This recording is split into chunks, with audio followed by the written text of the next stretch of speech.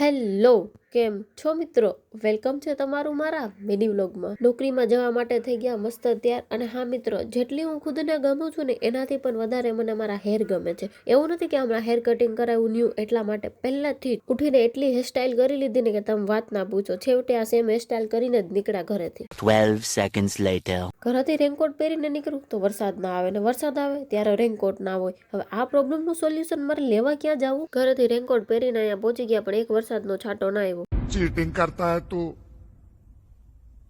Cheating. મેં દુકાન તો હજી ખોલી પણ નથી. એ પેલા થઈ ગયું અંધારું ને મેં કીધું આપણે થાઉં ઘર ભેગા. एकदम इन्होंने वक्त बदल दिया, जज्बात बदल दिए, जिंदगी बदल दी। મને એટલી ભૂખ લાગી છે ને કે બસ હવે જરવાતું નથી. કેમ કે હું ટિફિન લઈને જ જાતી. આખો દિવસ ખાલી મમરા ઉપર અને ચા ઉપર જ હોઉં છું.